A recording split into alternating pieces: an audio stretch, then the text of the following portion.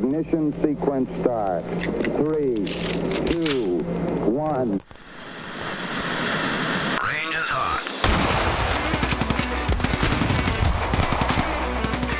Lock and load. It's time for the Gun Rack with your hosts, Joey and Drew.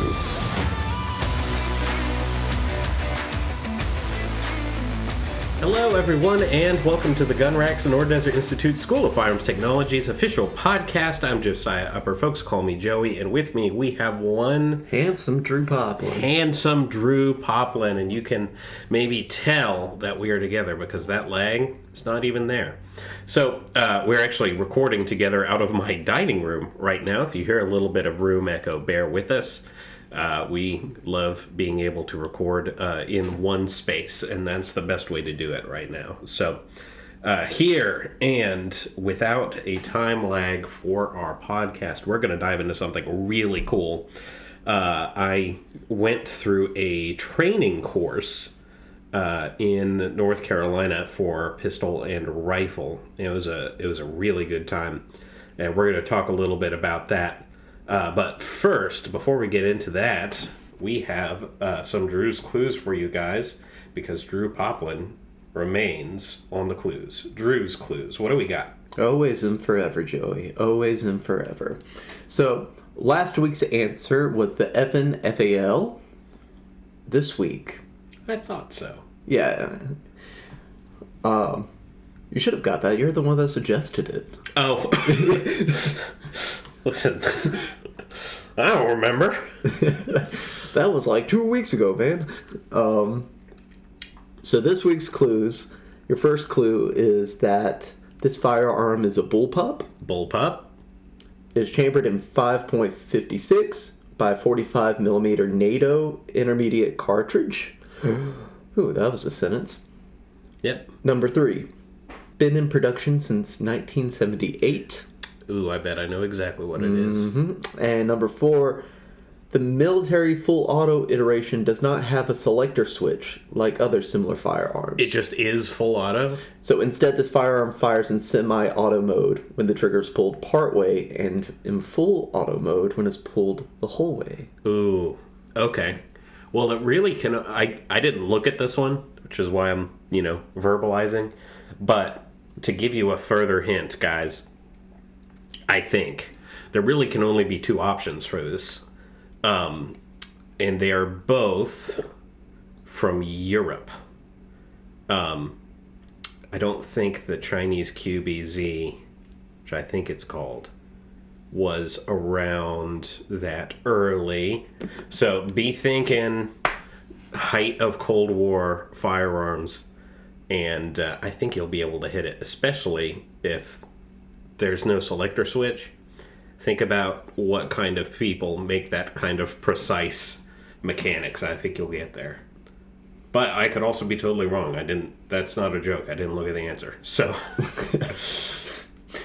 But yeah, so if you think you know what it is, feel free to reach out to us. marketing@sdi.edu. Guess it right, you may just get a prize. We still had that root beer from a couple months ago. No one's taken us up on it. Surprisingly, no one's taken us up on it, but you know what? If you reach out at marketing@sdi.edu on top of the root beer that we have, I will also send you whatever the... no, I can do better than that. Real offer here. Marketing@sdi.edu. I will send on top of the root beer the North Carolina specialty. That is cheer wine. Ooh. Yes, very difficult to obtain outside of North Carolina, and we will get it to you. That's sdi.edu, marketing@sdi.edu. Joey, you want to talk a little bit about SDI real quick? Sure, I do. I frequently do. Really, I always do. So, Sonoran Desert Institute is an online school accredited by the Distance Education Accrediting Commission. There are two schools under the kind of the mothership that is Sonoran Desert Institute. We have the School of Unmanned Technology, and we have the School of Firearms Technology. School of Unmanned Technology has to do with drones. And the School of Firearms Technology has to do with gunsmithing, right? That one's pretty obvious. We have 3 programs under these. The Certificate of Unmanned Technology Aerial Systems is under that School of Unmanned/Uncrewed Technology, really. And then we have the Certificate in Firearms Technology Gunsmithing, the CFTG, and then the ASFT, which is the Associate of Firearms Technology Gunsmithing. And they are both wonderful. You can actually check out everything that you'll learn there in our course catalog. If you hop onto sdi.edu, there's a tab that says Academics, and under that tab there's cataloging, and you can check it out for yourself. We would love to have you be a part of the SDI family if you are not already. Hop onto sdi.edu. At the bottom right corner of the website, you'll see a Welcome to Live Chat tab. You're welcome to talk with one of our representatives here at SDI during our business hours. They would love to get to know you better and talk about how awesome this school is. One more time, that's www.sdi.edu. Short and sweet, just for you. All right. Now that we are diving into the meat of this thing, I gotta tell you guys, I had a great time. It is one of the hardest things, actually, I think I have done, especially in recent memory. I was telling Drew, actually, before we hopped on, so I was just kind of word vomiting about it a little bit, and I was looking up their website and all this other stuff. In anticipation of talking about it with you guys. Back in high school, I was a pretty big runner. Gas prices were very high, and my parents were both a little too busy and a little too disinterested to drive me most places. They still gave me a lift from time to time, but I was very active in school activities, and I lived almost exactly one 5-kilometer run away from my home. So I ran to home after school more times than I can count, literally. And I have a couple of half marathons under my belt as well. And coming out of this course, at the end of the course, I felt exactly as tired as I did back then. Keep in mind, I'm not nearly as fit as I was then. One of our topics here in the near future is going to be concealed carry holsters for fat people, if that tells you anything. But I also can tell you I lost 2 pounds that day. So that also maybe should tell you something. I trained with a group that is based out of Fayetteville, North Carolina, although that's very generous. As you guys probably know, especially if you are of a military persuasion, Fayetteville, North Carolina is very close to Fort Bragg, North Carolina. If they were cities, they'd be sister cities. It is loaded with a veteran population. I mean, just all over the place. Which means, first of all, some of the best Army Navy stores in the country are found in Fayetteville, North Carolina, in my opinion anyway. Some of the best gun shops are there. Actually, I think Brandon Herrera, I don't think he's still there, but I'm pretty sure he operated out of there. And I think Mr. Guns and Gear has done some stuff out there. Can't guarantee that, though. I'm pretty sure that was the case. The point is, it's a big hub for us that dwell within the realm of firearms technology and firearms training and all that good stuff. It is, people like to poke fun at it. They call it Vietnam, because it's, some people would describe it as a little rough around the edges. This course, I was like, okay, cool, Fayetteville. I have family that lives in Fayetteville. Got a veteran family that kind of planted roots there, and I've stayed there for many, many years now. It's like, I know that area. This will be cool. Come in. It's probably right on the outskirts. This thing was 30 minutes past the center of the city, in the opposite direction of where I came from. It was fully half an hour more of a drive than I've ever done to Fayetteville. At that point, you're almost halfway to Wilmington. No, seriously. You are headed east to Well, let me put it this way. Actually, I was going to save this to the end, but I'll tell you now. Coming in, you punch up your directions and your phone downloads the directions in case things get weird. Yeah. And it tracks you in. Coming out, I had so little cell phone service. And I have T-Mobile, which used to be bad, but is actually pretty good in rural areas now. I had so little service for so long that I got out of there by using a compass for 15 miles. Literally had to use a compass for 15 miles to get out of there. I haven't had to do that in I don't remember how long, so I'm glad. Those of you who keep a little package in your car, a compass is not the worst idea. It was kind of funny. And also I I passed one vehicle in that entire time I was navigating with the compass. And some of those were highways. So, pretty remote place. And, it was, you go out there, you're in the middle of nowhere, absolutely nowhere. And, I came in with a small group of people. I think there were 9 of us.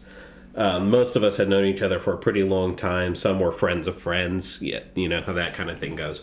I operated with a group. I trained with a group called Recondo Operations Group. And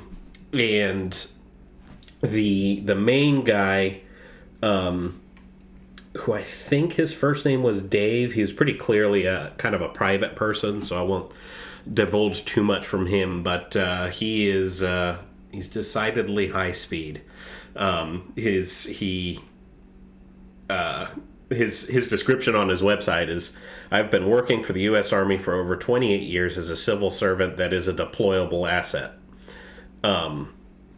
He has been on the Fort Bragg Long Range Team, Judo Club, and worked in hand-to-hand with Special Forces groups, moving up the chain to now working with Tier 1 unit. It also has worked with a Secret Service detail and taken tons of shooting courses in these units to sharpen my skill sets.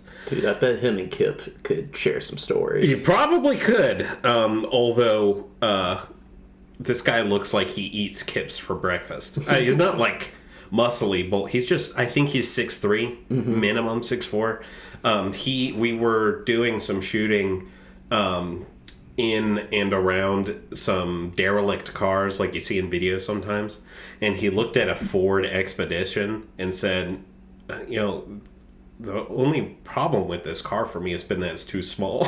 And I was like, what do you want? He also on the Abrams or something? Yeah, like literally, like, come on. But big dude. But, we digress. We took the pistol and rifle course. They offer quite a few courses. I'm just going to list them off so I don't forget. They do basic pistol, core pistol and rifle, which I think is what we ended up doing. Position pistol and rifle, advanced pistol and rifle, tactical pistol and rifle, combat medic, long range, North Carolina concealed carry handguns, low light pistol and rifle, shotgun, defensive pistol and rifle, long range club. So lots of stuff they have going on.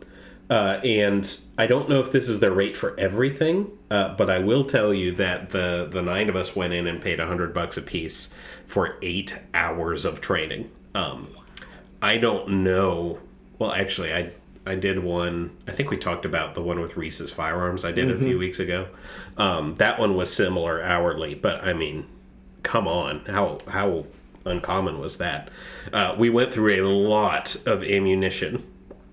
So that was probably the one quote-unquote drawback in terms of finances. I think I went through just under 100 rounds of 9mm, and then right around, maybe just a little under 200 rounds of 7.62 by 39. You do the math on that. Let's say it was 100 rounds of 7.62 by 39. Shoot. I don't remember. The point is, it was a lot of money. It's a lot of money. You say it's 35 cents a round for 7.62 by 39. I'm using the cheap stuff, too. And then 9mm, same deal. And you're spending a fair amount of money on that. But that's going to be the case pretty much anywhere you go. they did it. They did a really good job, I thought. They very clearly do this all the time, which is great. But they spent a lot of their time establishing the basics and making sure that everything was utterly safe all the time as we scaled through everything. And even though they were focused on that, we ended up doing some fairly advanced things at the end, I thought. Definitely more advanced than anything I had done, but we started out with some of the very basics. So we said, hey, they had us talk about what our experience with firearms was. I actually didn't say a word about SDI because when I take courses like this, I like to try to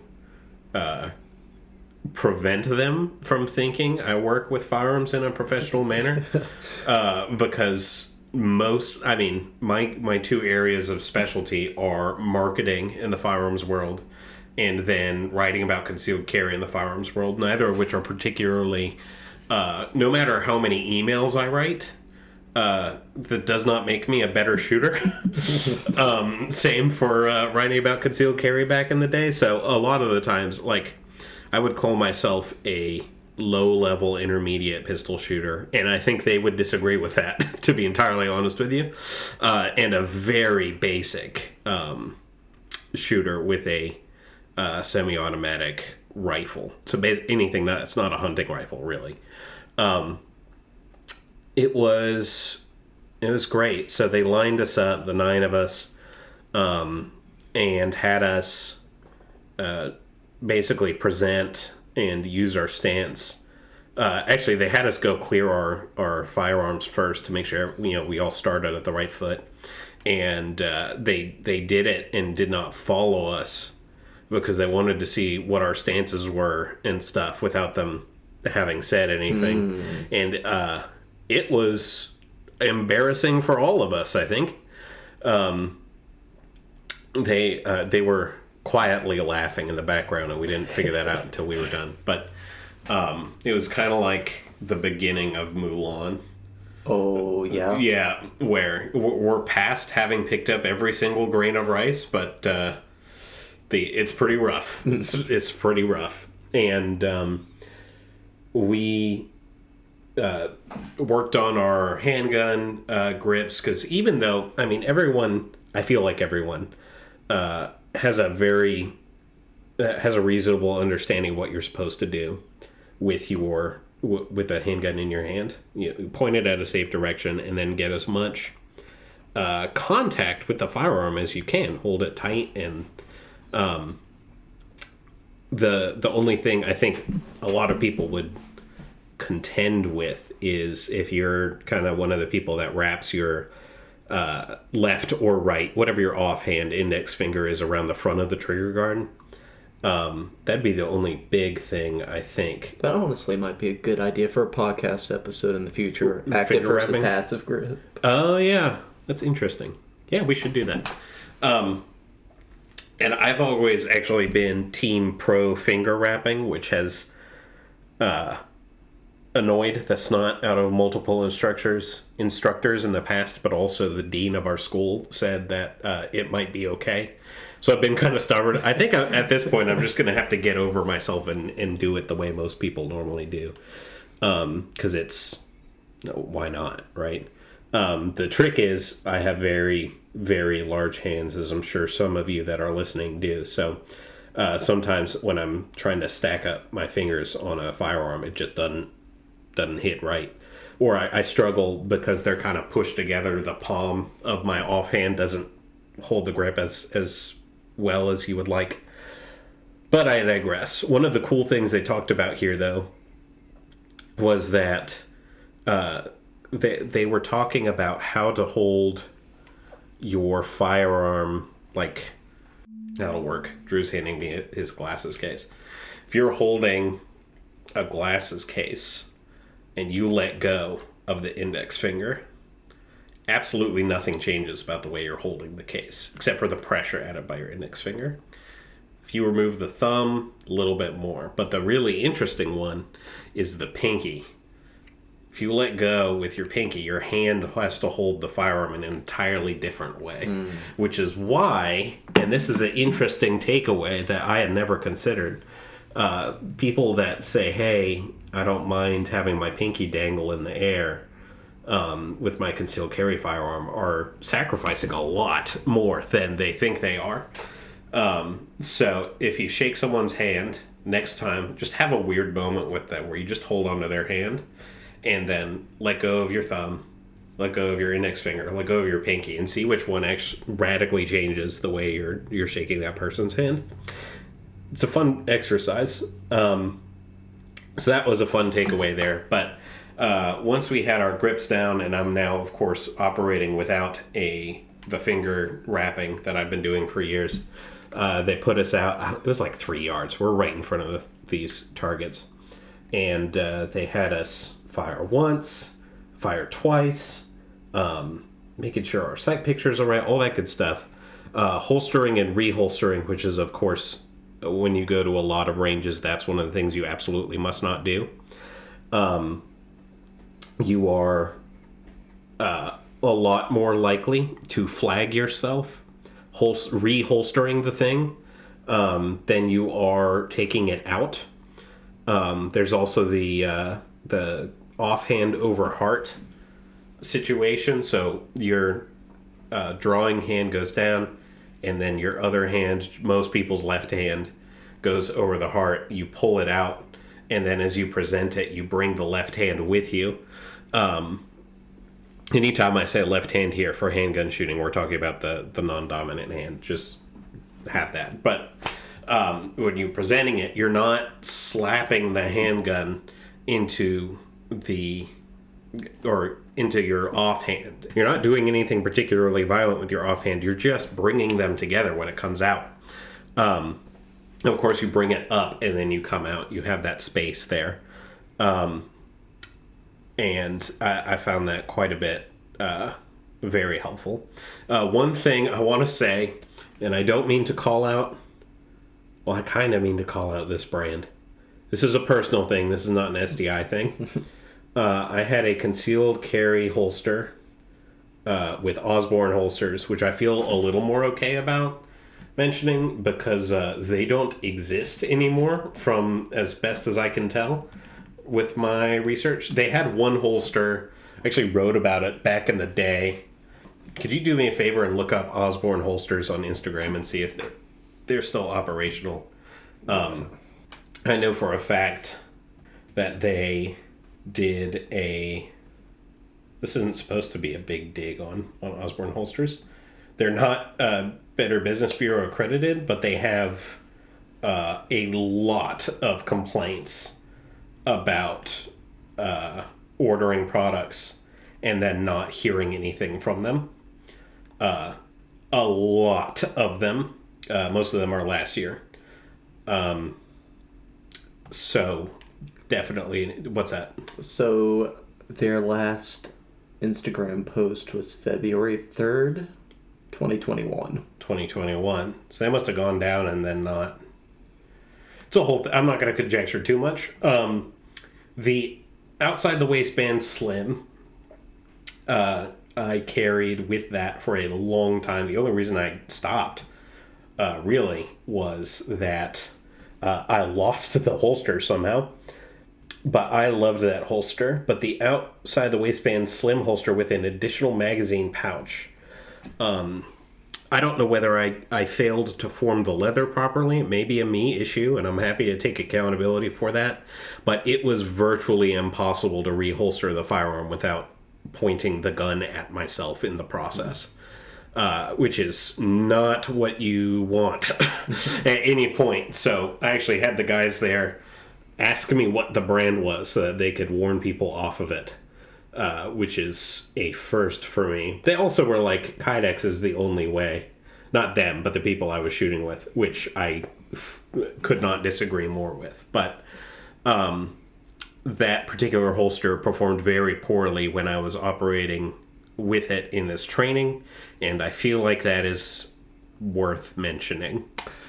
Again, these are people that actually I spoke with a few years back before I was with SDI, The holster that I had that was in question was given to me on a test and evaluation.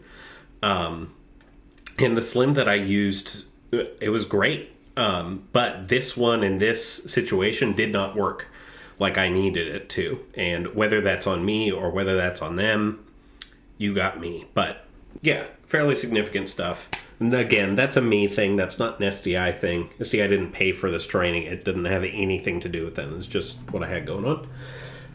I was carrying for this course, handgun-wise, TriStar T100, which is a CZ7... It is a clone of the Jericho 941, which is an adapted clone of the CZ75. So, a clone of a clone. They are... they're quite nice, actually. I paid $350 for mine. 15 plus 1 capacity, 9mm, 3.9 inch barrel.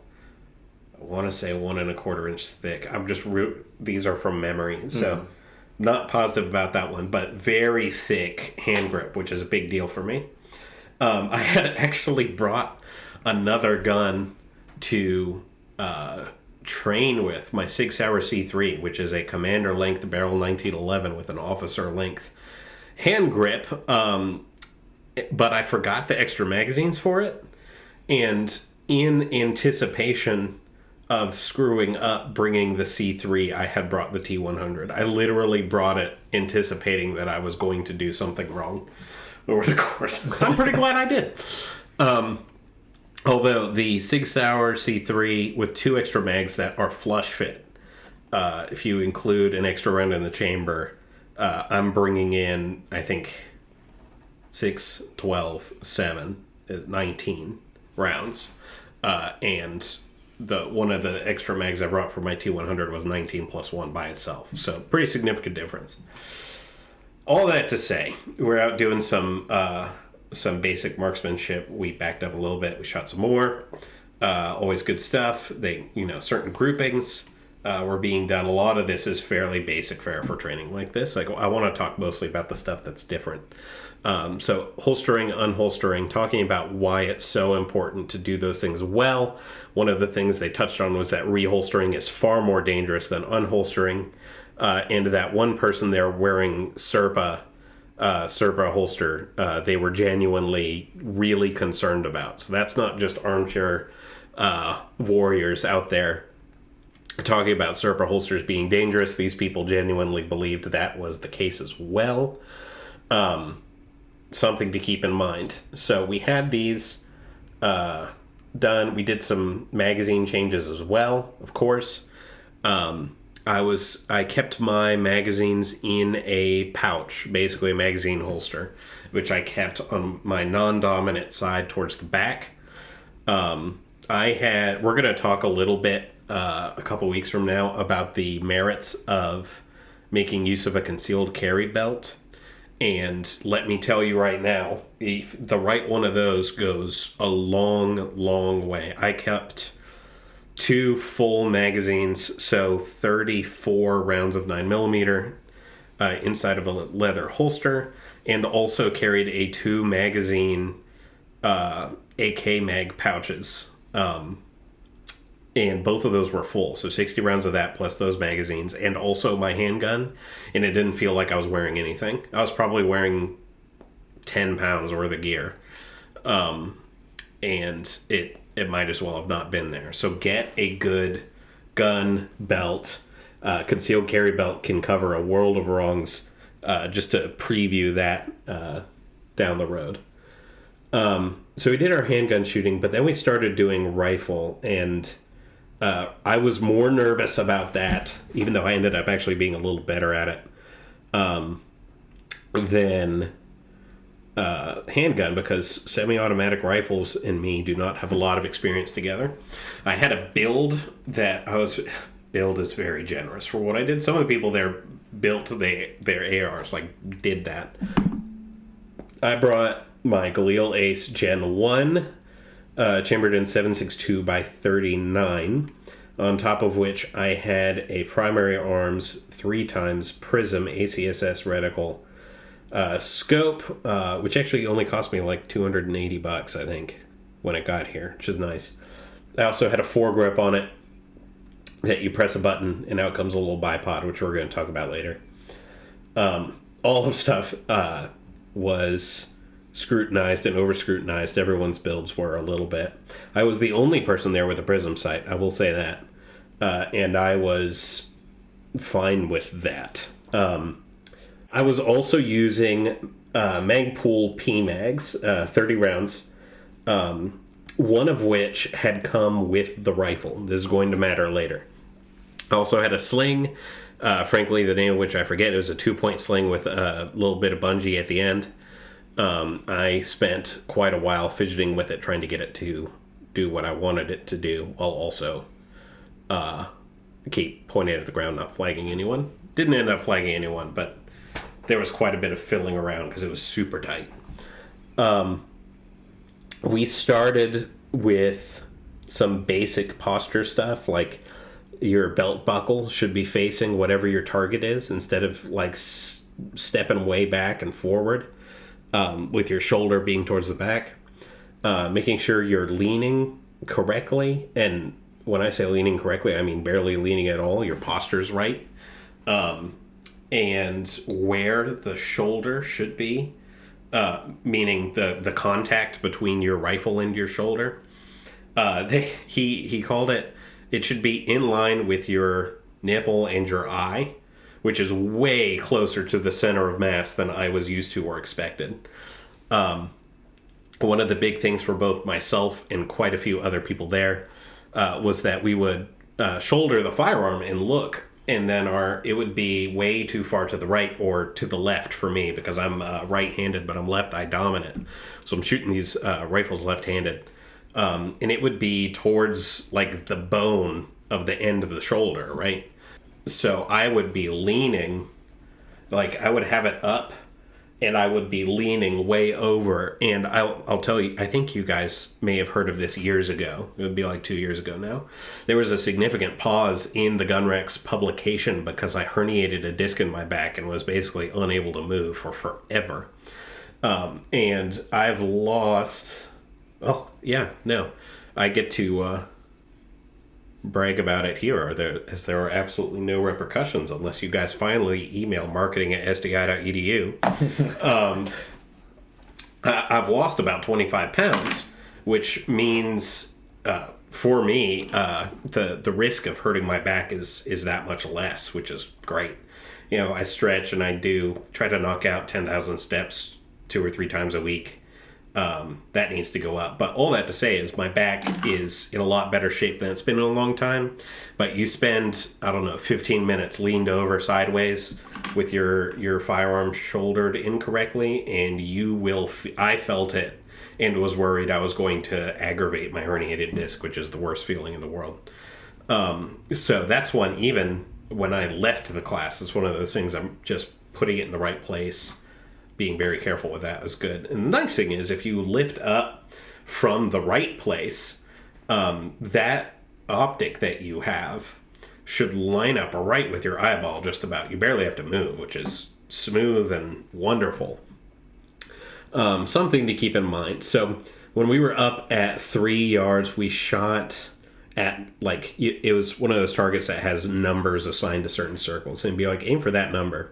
We'd shoot, and it would be way low, because our optic and our bore are not aligned at 3 yards. They're aligned at 50 or 100 or whatever you have your firearm zeroed to. So they're like something to keep in mind as you are moving. The relationship is going to be weird, especially 7.62 by 39 is not a flat shooting round. I was the only one shooting 7.62 by 39. Everyone else was shooting 5.56 in some form or fashion of an AR, except for one SIG MCX, I think. Everyone else had a low power variable optic, except for, I think, one guy had a red dot, and then one guy was using iron sights, old school stuff. So... And I'll tell you right now, that guy was the most miserable of all of us. Is trying to do snapshots or whatever with iron sights is just harder. It is. And it's old school, right? And you can't really... It's difficult to break iron sights. But also it's difficult to break an etched reticle. So something to think about when you're considering whatever your build is, whatever you want to, whatever the purpose of your build is. So we did magazine changes. One of the things that they emphasized for us was everyone practices removing and then putting in a new magazine, even if you're not even thinking about it. That's just a thing you do at the range in very sterile conditions. They had us change magazines while we were moving sideways. So there'd be our targets are down the range, and we would strafe to the left or the right and try to reload the firearm after a certain amount of rounds are downrange. And it's like walking and chewing gum, but also trying to do Algebra 2 at the same time. It's unbelievably difficult, and you wouldn't think it to from the outside. So this is where my biggest issue with the whole class came into play. Not with the instructors, but myself.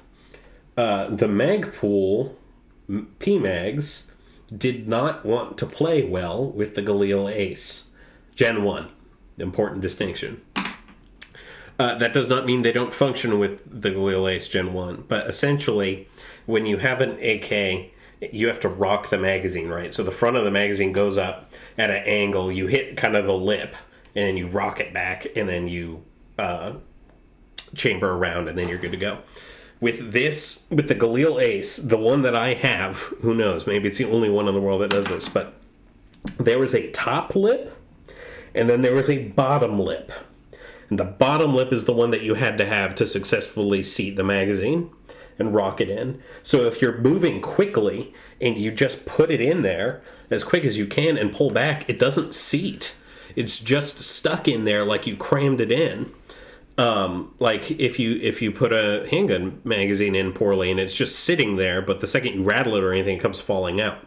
That happened 90% of all the times I tried to insert the magazine. It was embarrassing. I'm not gonna lie. I was getting flustered and actually pretty frustrated for probably half an hour there trying to make that right. So basically, I had to go in, stick the magazine at the top lip instead of trying to avoid it. And then once I got to the top lip, brought it down physically a quarter inch or half an inch or whatever to the bottom lip and rock it in that way.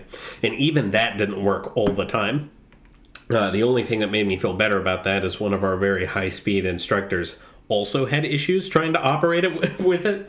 But, of course, the big problem here is that having done this only in sterile conditions, I did not properly have my gear squared away to go into this thing. So, this is a me issue. But it's something to keep in mind if you have a Galil Ace Gen 1 or are looking at getting one. I thought it was just a me thing or an incompetence thing or wildest situation, it's a Galil or IWI thing, which I doubted very much because their reputation for quality is otherworldly. So coming out of the class, I had 3, and they were all PSA. What are they? Is it PSA? No, PMags. Sorry. I'm just always thinking about Palmetto State Armory. I had 3 Magpul PMags, thinking that these are kind of the gold standard for solid magazines. But I went out and dropped $35 on a trio of KCI, I think, metal magazines. No hold opens at the end. Picked up 3 of those, and I think I've had 1 or 2 magazine switch issues since, and that's out of dozens of times. So that was definitely the right move. That Galil just really seems to like the metal magazines. Something to keep in mind if you go to buy one, you might just want to spring for the metal magazines, and they really weren't all that expensive. Other thing I used, I bought one Pro Mag, and it didn't even think about fitting, like, at all. It just, like, you put it towards the mag well, and it literally wouldn't go inside. So don't waste your money on that in this particular context. The guy there mentioned that Pro Mags and AK stuff are not the best of friends, but I don't have enough experience to say that myself. Something worth noting. One of the exercises we did was we would go. There's 4 barrels, right, lined up, and each one's about 10 feet in front of the other. And you go shoot from one corner of the barrel towards a steel target, and then you would move to the other. You're snaking around to the other side of the other barrel, and while you're doing that, you're holding your firearm down so you're not flagging the barrel. Basically, seeing if you can go up and snap onto the target, and do that consistently while maintaining essentially perfect muzzle discipline, which, again, muzzle discipline is an extremely important thing to keep in mind. And it's hard to do because at this point we're going one by one, right? So there's 8 people staring at you, most of which you've known your whole life. Plus a few instructors who are very, very high speed. So it's a little weird feeling. Go out there and do it. I did not do it correctly, I'll tell you. The other thing they wanted you to do was be shooting while moving. So you're walking and your muzzle's down, and then you're up and you're shooting while still walking, and your muzzle's down and still, et cetera, et cetera. I screwed that one up pretty royally. And then on top of that, there was, we went and did it again, and the second time they had us sing a song while we were doing it. So that we had breath control while also doing all these other things. And I'll tell you, I literally studied theater in college. We've talked about me doing Shakespeare here. Singing is in my wheelhouse, and it was not that day. The real question is, what song did you choose? I sang the national anthem, which I was pretty proud of my selection on that.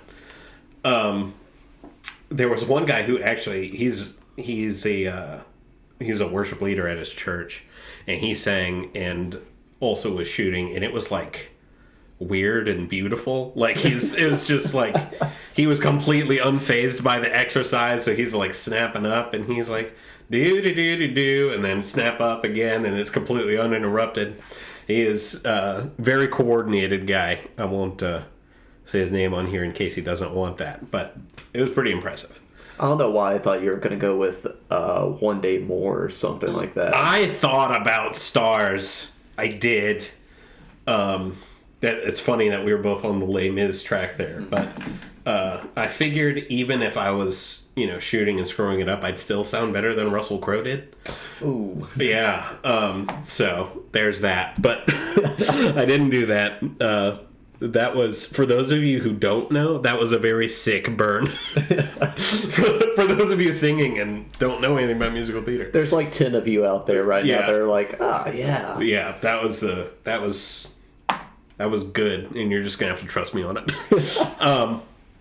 So we did that. There was at one point we did you'd shoot at one target and then move to the other one and back, and basically it was a test to see if you can actually track your optic from one place to the other. That was interesting, and you get better at that as you go. I had never shot this combo before outside of zeroing it, so it was a thing. I would imagine, haven't seen it, but I would imagine a lot of sport, competitive shooting stuff, there's some similar vibes there. So that was a lot of fun. We started to take a break right around this time. A lot of us were getting a little flustered. You go in and you're like, I'm an intermediate shooter, and you go there and you're like, I don't know anything about anything. And none of us do. I would probably, out of the 9 of us, I'd probably put myself in the bottom 3 or 4. And even those of us who were clipping along at the top were struggling enormously. Our best shooter, I would say, spent the entire time leaning over his gun to a anime style, just completely impractical looking, leaning over his rifle. Well, not rifle. It was actually a rifle caliber pistol, which was also suppressed. It was pretty sweet, but we all had stuff we needed to work on. I spent most of the time we were at break staring at my mags in fury. I didn't want to mess with them while everyone's eating. But the other thing to keep in mind with this particular class, and this will probably not apply to you, well, it might apply to some of you, it was about 100 degrees the whole time. In Fayetteville, those of you who have been there know, is just a freaking swamp. The humidity, if the humidity ever goes below like 70%, I don't remember it, and I've been there a lot. So we even our high-speed instructor boys were melting and were complaining about the heat. So I drank 2 gallons of water over the course of that 8 hours. 2 gallons of water, and I still had heat exhaustion at the end. There were some of the toughest people I know were in that class, and none of us were above struggling and running off to the shade every chance we could get. Once that was done, we played my very favorite game out of the whole thing. It's not really a game, it's a training exercise. But imagine placing 5 barrels in the same pattern you would a number 5 on a die, right? So you've got 1 in the middle and then 1, 2, 3, 4 in a square. Those square barrels, the one not in the middle, the one's not in the middle, were assigned a numerical value. So it'd be 1, 2, 3, 4. And your home base was the middle. But the trainer would call out, say, 9. And you had to run over to the barrels that added up to 9.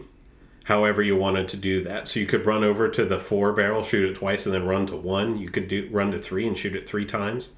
And then run back to the middle as home base. So basically, it had you doing addition and subtraction while also figuring out where to move and still hitting the target. If you just put the round down range and didn't hit steel, it didn't count. That was really fun and very physically tiring.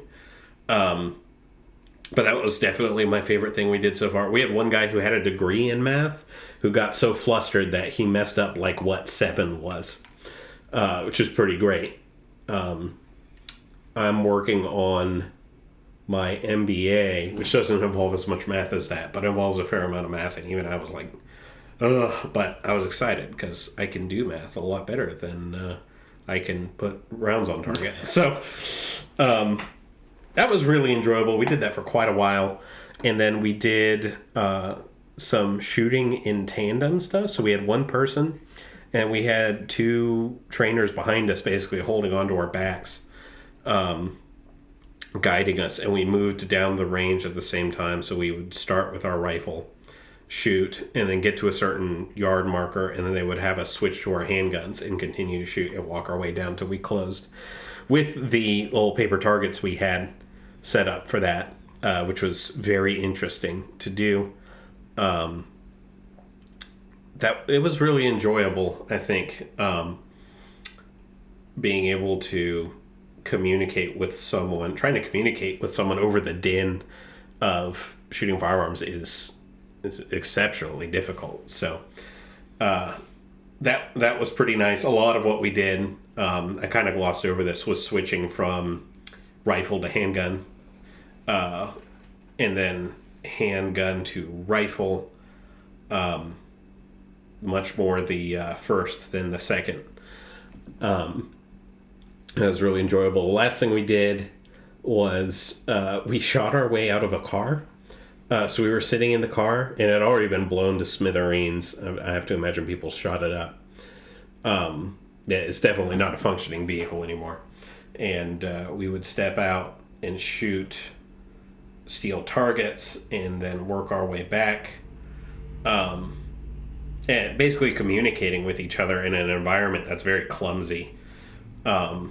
Which was cool. It was really cool. All in all, it was a great day. We went through a lot of ammo.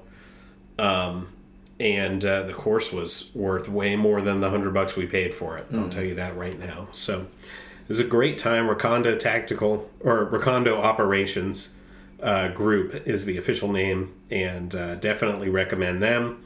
They will give you crap for a lot of things. They view that as their job, And while I'm normally more of a uplifting kind of person for instruction,